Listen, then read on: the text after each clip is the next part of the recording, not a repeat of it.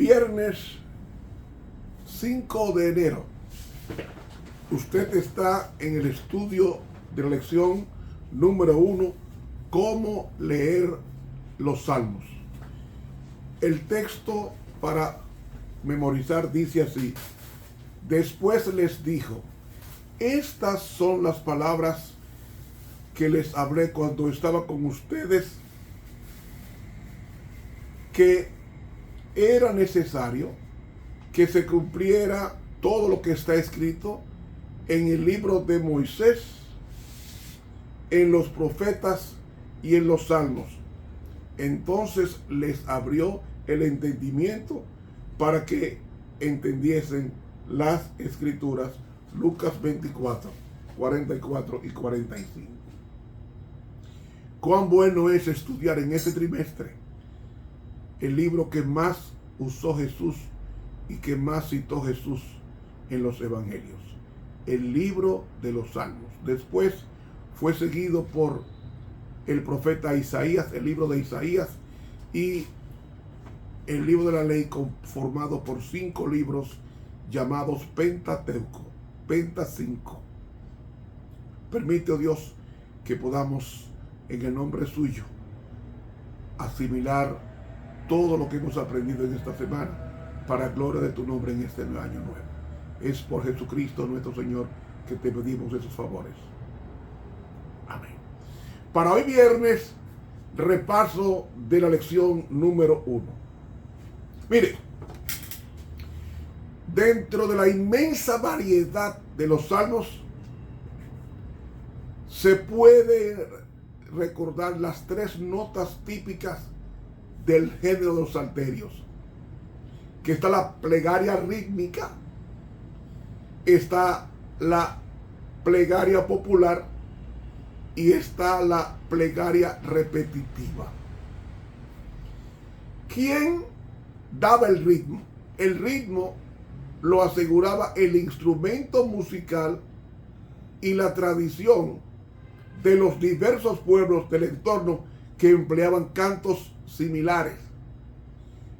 El sentido popular lo daba el estilo de la vida de un judío, que no hacía diferencia entre el culto religioso en los santuarios al principio y en el templo de Jerusalén desde Salomón.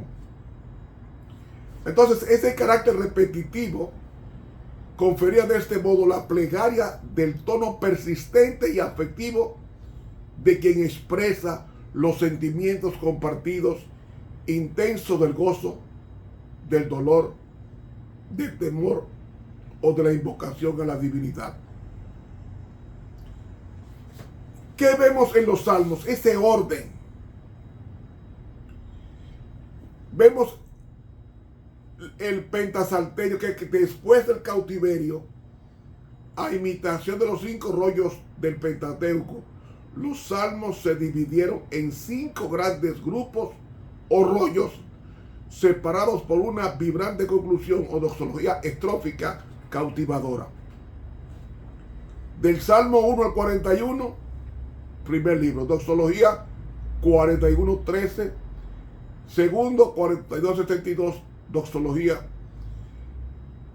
Del 73-89 más doxología 89 al 52, y luego el Salmo 90 hasta el 106, doxología, y después tenemos la final, que es la 150.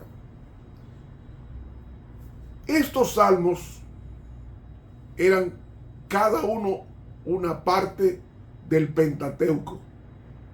Por ejemplo, el Salmo 1 al 41, eso era Génesis, y así sucesivamente. Los salmos son para alabanzas a Dios como Rey de Jerusalén, pero también son súplicas en diferentes crisis. Es lamento en tiempos de peligro. Es para el palacio. Hay uno que es confianza, hay salmos que son para confianza a Dios. Pero en medio de todo esto,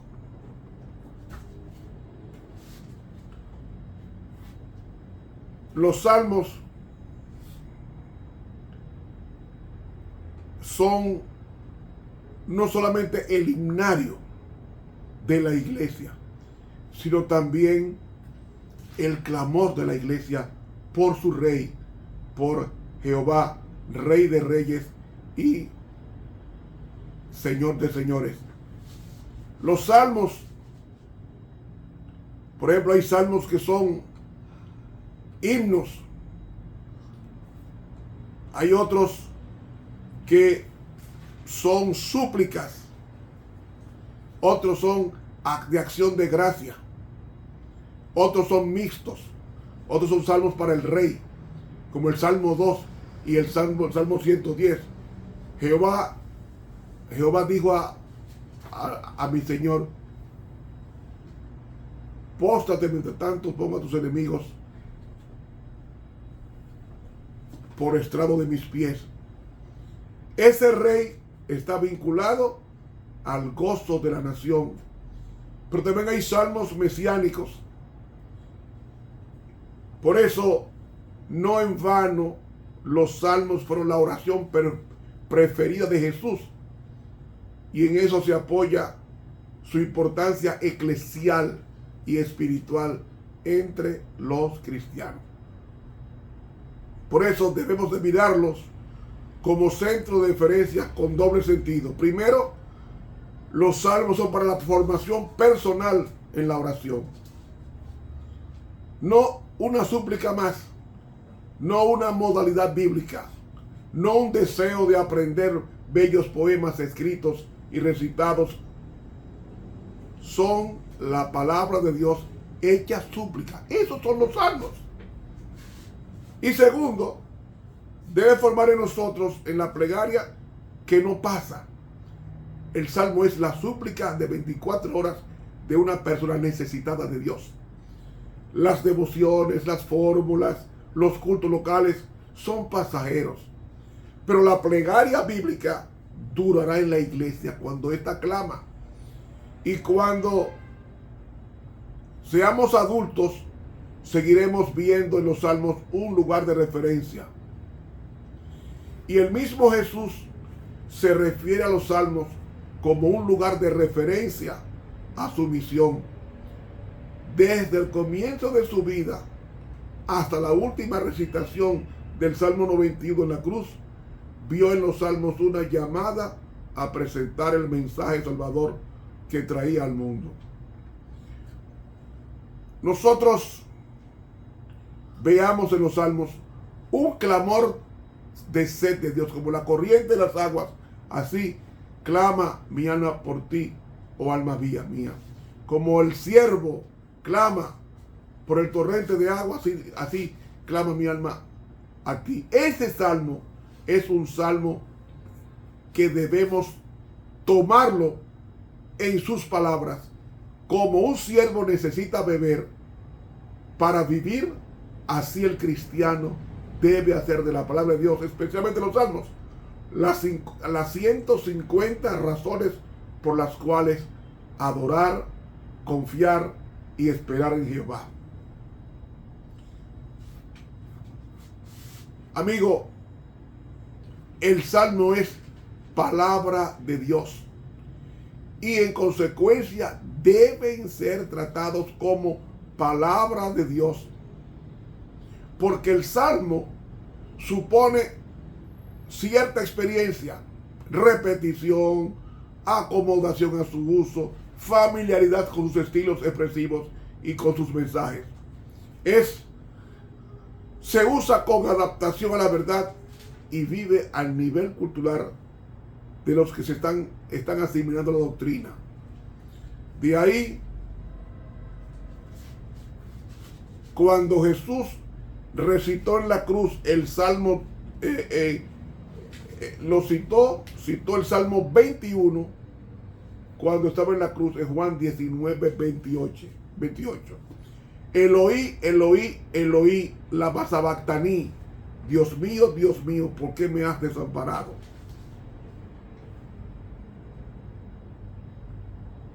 Los salmos están presentes en el recuerdo de los mensajeros del Nuevo Testamento.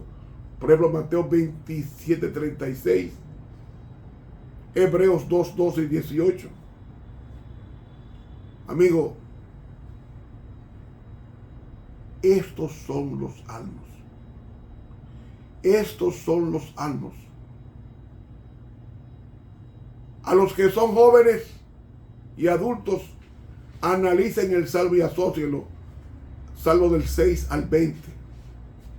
Cristo crucificado en los hombres que son gusanos, despojados y perseguidos. Los salmos son 150. 150 que son un resumen de los contenidos del Antiguo Testamento en forma oracional y cúltica. Resumen los pedazos de la vida personal y comunitaria en el contexto de la historia salvífica.